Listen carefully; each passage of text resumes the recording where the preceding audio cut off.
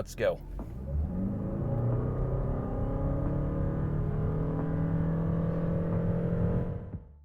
In this video, we're going to have a look at the new 2024 Lexus NX 450h Plus, and this is the F Sport. So what I'm going to do, I'm going to review and redesign this car. So I'm going to take inspiration from the concept that was unveiled a year or so ago, the BEV Sport concept. I'm going to take the front end from that and slap it onto this car. Do the same with the rear end. We're also going to talk in detail about this design because I think there's a lot going on here, but somehow Lexus, Toyota, and Kia, Hyundai, they all managed to make it work with all these lines. So we're going to talk about the front end, the side, the rear, the interior, and then of course we're going to take this for a drive.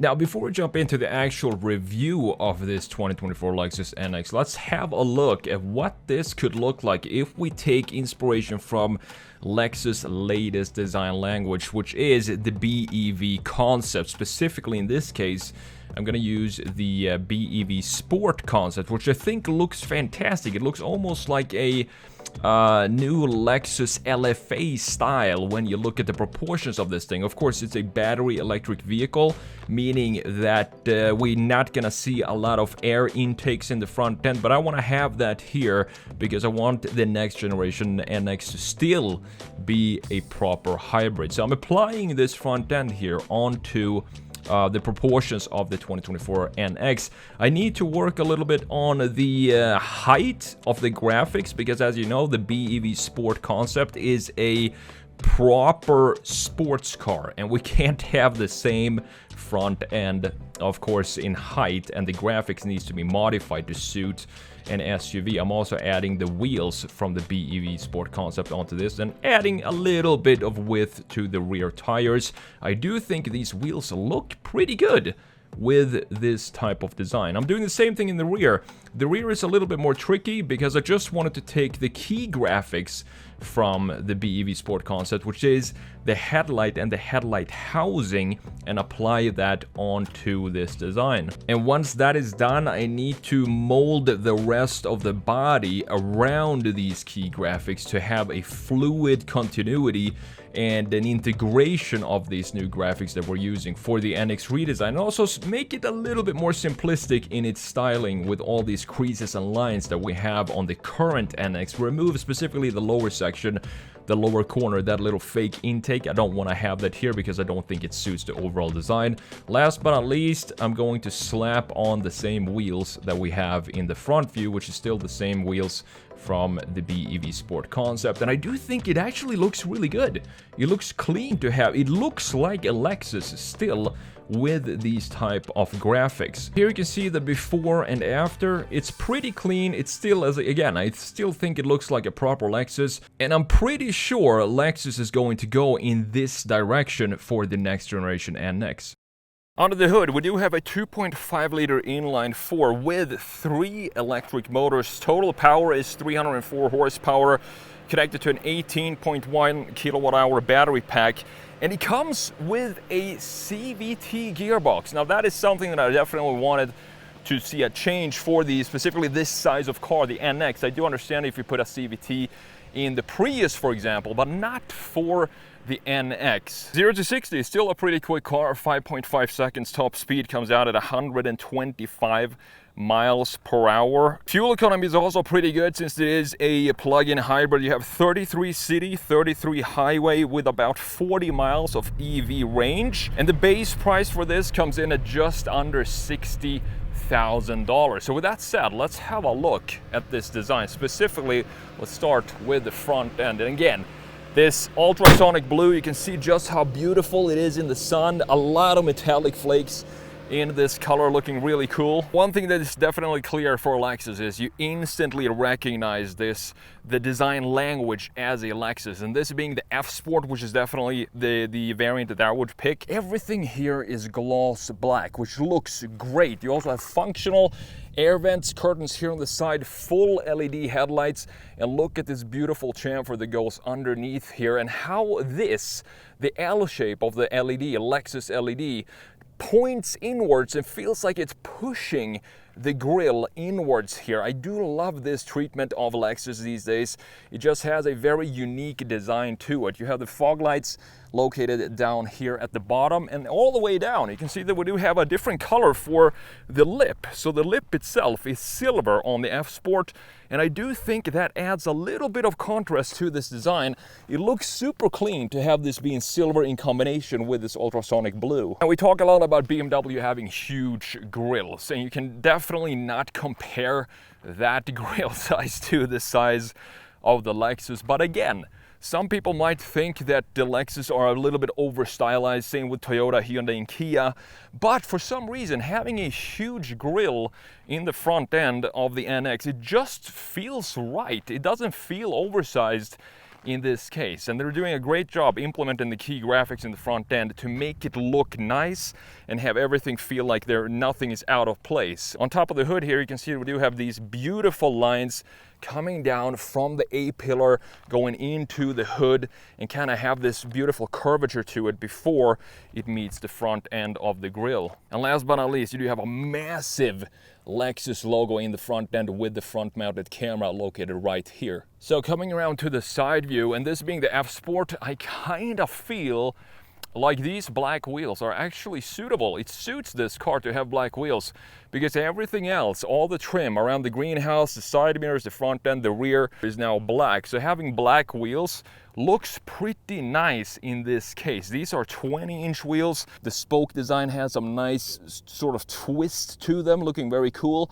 Even though they are black, you can still appreciate the design of these wheels. And as you can see, they're 235s all around R20s. I also like that this trim piece around the wheelhouse itself is in body color instead of having this be black. And this is what you want, of course, when you have the F Sport. And here you can see the beautiful color, this ultrasonic blue in the sunshine. You have a splash. This is the only chrome that I can find on this car is right here in the side mirror. So this being a Lexus, I still think having just a splash, just like that, of chrome on the car suits the car.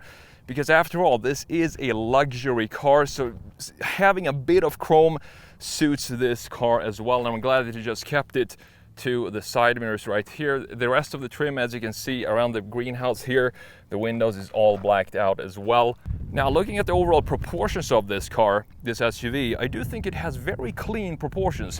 One thing that definitely helps out with that are these 20-inch wheels to fill out the wheelhouses properly, but the overall proportions feel solid. And when you're driving this car, there's a special feel, I think, that both Mercedes and Lexus has when it comes to the drivability. They all feel very solid and well built. You can feel the build quality in these cars. Now, a couple of lines that I love in the side view here is, first of all, have a look at the shoulder line. Cuts in right here underneath the side mirror. I also like that the side mirror is mounted on the door, give it a more sporty, exotic feel. But if we follow this here, you can see that it shoots right up here and then continues into the corner of the taillight with another line.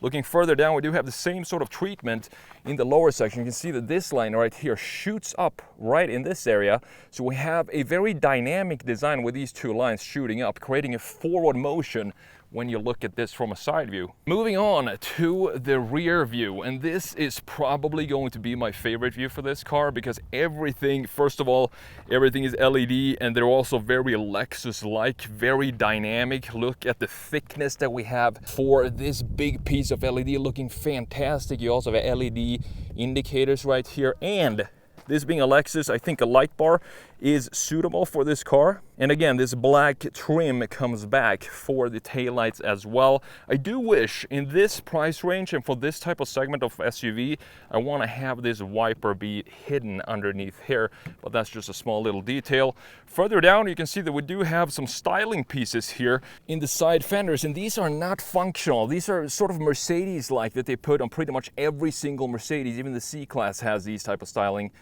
pieces right here that are not functional. I do wish we had some holes here or have some functionality in it, but what I do like is that if you look all the way down, you're gonna see that this gray or silver piece that we have in the front end lip comes back in the lower section of the diffuser, and I think that has a clear, nice connection to what's going on in the graphics in the front end.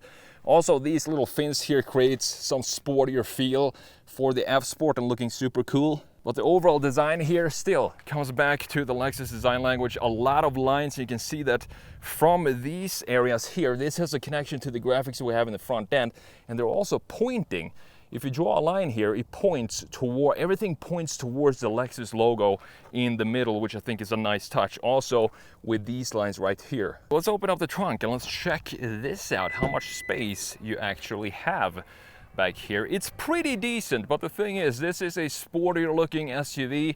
And if I were to pick between having more of a sporty design and functionality, I would always go for some sportier design. So I do like what Lexus did here. You can also fold down the rear seats if you want to. You do have some tow hooks integrated here as well, and you do have a cigarette outlet. Let's close this back up and let's jump in and have a look at this absolutely stunning interior that we have on the new 2024 Lexus NX 450h. Opening up the doors, you can see that the handles itself does not move. You have this button in here, so it's a soft touch button that you just press, and that's how you open up the doors. And you can see how beautiful it is in here. Let's turn off the light so it stops beeping at us. We have a 14-inch infotainment screen. We're gonna have a closer look at that. And a nice housing for the gauge cluster, exactly what I wanna see. This is just a 7-inch, and I'm totally okay with that. I'm gonna let you know why in just a second. You also have a 10-inch head-up display. Now looking at the door here, very clean looking door. You have some nice trim up here, sportier trim than you get in the normal NX, and you also have this door handle that is electronics. You just push this button and it will open up the door. You also have the memory settings for the seats right here and a storage compartment down low.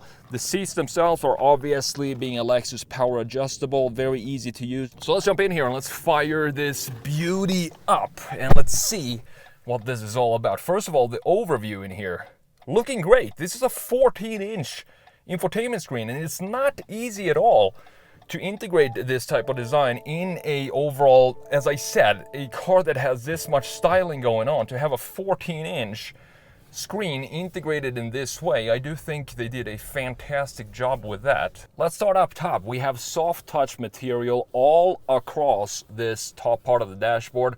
We have, as I said, a 7-inch gauge cluster, but the thing is, the only thing that's digital is this circle in the middle. These fuel gauge and the EV range here, the battery charge, are all static in this gauge cluster, but it still has a very clean and nice integration of everything that goes on here. I do like this black plastic that goes in and cuts in underneath the housing for it, the cap for it. It looks very clean and has the same connection to the exterior design, because the exterior design is very stylized, and that comes back in here. You also have the same plastic continuing up here, and this is what then going to house the infotainment screen. And this is a perfectly laid out 14-inch screen. If you gotta have a big screen like this is the optional 14-inch. I think the normal size is about 9.8 inches, but this definitely takes up all the space that you want and not have this gloss plastic that you get in the smaller screen on the sides. You have the power button here, the start button up here, and this is absolutely gorgeous. I love these dials that you have for the NX, where you have a small little display inside with some nice, beautiful graphics. Very easy to adjust the temperature. You have dual zones in here, but the fan speed is all digital, or in the software itself. You can see you adjust it here. Heated and cooled seats, heated steering wheel in 2 different settings as well. You have some more climate settings by clicking that button right there, and this is the full widescreen map that you get in a 14-inch infotainment screen. It looks pretty nice, and it is super responsive as well. Go into the music setting, you can choose the radio settings and all of that stuff. Connect your phone to wireless Apple CarPlay, Android Auto. The vehicle settings and the stats, you can see that right here, how much energy you use it and so on. Go into the settings, and we do have a bunch of different settings here. For example, vehicle customization. You can change the head-up display, move it up and down. You can see it right there in front of me. Go back here, you can go into display, and let's see what this does. Here you have some more settings for the screen itself, and you can also change the camera settings here if you want to do that. Overall, I do like how this is laid out, because the only thing that you're really going to change all the time is going to be the temperature, and that thankfully is the only thing in here that has the physical dial for it. The rest, you're not going to do that as often, so I'm glad that they kept this at least physical for that piece. You also have heated and cool seats for the passenger, of course. Further down low, you do have these vents looking very tight in here, stuck in between the gauge, the infotainment screen, and this part of the dash kind of wraps around here, going into this dial where you select the drive mode. So you have Eco, Sport S, and Sport S Plus. The funny thing when you drive this is I don't understand really how to use these pedals with a CVT gearbox. We're gonna check that out in just a minute. Click the view camera and you're gonna see the 360 view that you have for this car. I kind of wish the car in here had the same color as we have on the exterior. This is white. We have a blue car, but that is just a detail that I think the software engineers didn't really put a lot of effort in. Further down, we do have two USBs, one USB-C, one normal USB, and the wireless charging pad right here that has some sort of rubberized feel to it. You can slide this open and you have more storage down here, cigarette outlet if you want to use that. This gear selector is the exact same gear selector as I found in the new Toyota Prius. Move it to the left and down, you go into drive, left and up, you go into reverse, and here you have the full camera view. It's a pretty decent camera. You do have the trajectory lines with the 360 view, so if you do back into something, you're gonna have to do your driver test all over again. You have two cup holders here looking super clean. You have some nice trim going around it as well. These buttons down here, this is for the drivetrain selection, so you can go to either EV mode, or if you need the power of the internal combustion engine, you just click this button once again and we'll fire that one up. Here you have the auto settings, so if you want to have the car itself choose what drive mode you're going to be in, you just click that one. Traction control off, and you also have an off-road button right here. Parking brake located in this area. I do like this center armrest because you can open it either this way, or if you want, you can also open it this way. So it's very easy for both the passenger and the driver to access whatever you have in here. It is pretty deep as well, and of course leather wrapped and very soft. Looking at the seats, I love that we have the F Sport embossed into the headrest here. These are both, as I said, ventilated and heated seats, and they look pretty clean. They're very tight. You have a lot of bolstering in here. I feel like these are actually hugging me really well, even in the softest setting. And I do think that's what you want if you're gonna go for the F Sport package. Up top, we do have a sunroof. Pretty normal size. It doesn't go all the way back to the passengers, which is totally fine for me. You also have a compartment here to store your shades. Now moving on to this steering wheel, and this is a great looking steering wheel. It feels nice, it feels thick, just like you want in a sportier SUV like this. You have the paddles here as we talked about. Not entirely sure how it works with the CVT gearbox.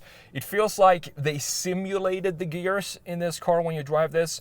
You also have these buttons here on the spokes, and these are customizable. So you can see there in the screen how you can switch these out to do whatever functions you want. Pretty cool. You have the volume buttons here as well, and the cruise control buttons. Same goes for this side. You can also customize what these buttons should do for you. If you want different functions for these, you just click this button down here. Beautiful, nice Lexus logo in the middle. I do like the 3D effect that we have here, and that we have a specific wheel for the F Sport with the F Sport logo down here. Two stalks, one for the light settings outside and also one for the wipers. So that's it. Let's jump in to the back seat. And this is, I like this opening. If the electronics fail, you can always open it by pulling it this way, but I like the feel that we have when we just click this, and that's how you open the door. You can see that we also have the F Sport illuminated here, adding some more elegance and class to this car. So let's check out the back seats, because I haven't been here yet,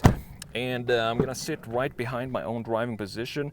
You have a nice overview here of what this looks like. If I sit with my legs right next on the side of the seat in front of me, I'm pretty fine, but sitting like this is going to be rather tight, and I'm 6'1", 6'2". The headroom though is fantastic, which is surprising because this has a very sloping roofline, but it still managed to have plenty of headroom here. And I do think that has to do with the sunroof not going all the way back here, because that would take up a lot more space in this area. Folding this down, you're going to see that we do have, yes, 2 cup holders right there. And further down, you're going to find yourself 2 USB-C ports and a cigarette outlet here as well, in addition to these vents.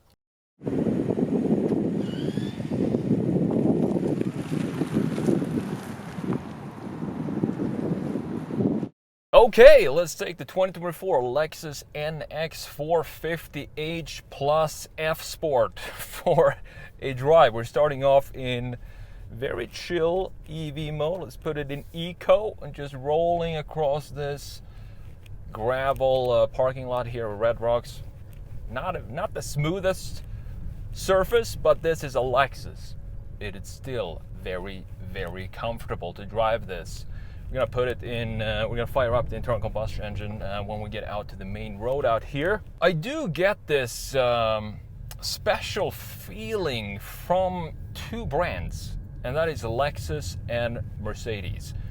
As I said before, earlier in this video, both of these cars have this super solid vibe to them. You can feel the build quality in it. They just feel like they've been put together in a way that that feels different from other manufacturers. I don't know how to put it, but they just feel solid on the road. There's no squeaks or rattles in here, nothing at all. If you hear something, that's gonna be my tripod that's down there in the passenger seat. Very, very comfortable car to drive. I also love what Lexus did with this interior. I hope they're not gonna fall victim to switching this up for the next generation and just have one big screen on the dash. This is so much better than having just one big screen. And I think Lexus deserves a design award, because think of it like this. You're an interior designer at Lexus, and they say the new NX, which is not the biggest SUV, we're gonna have a 14-inch infotainment screen, and you're gonna have to integrate it in a beautiful way. And this is what you come out with. I think this is one of the best integrations of this big of a screen.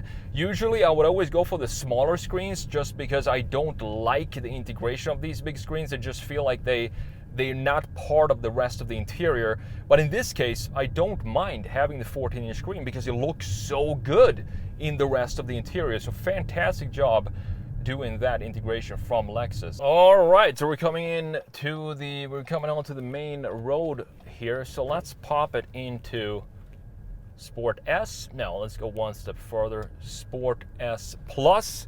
Let's fire up the internal combustion engine. There we go. And keep in mind, we do have a CVT gearbox. So I'm gonna try and use the paddles here.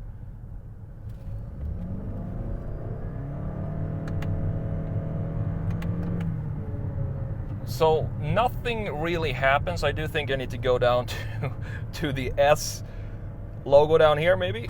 So let's put it in S. So now we're in S3. Not sure how they count the gears since it is a CVT.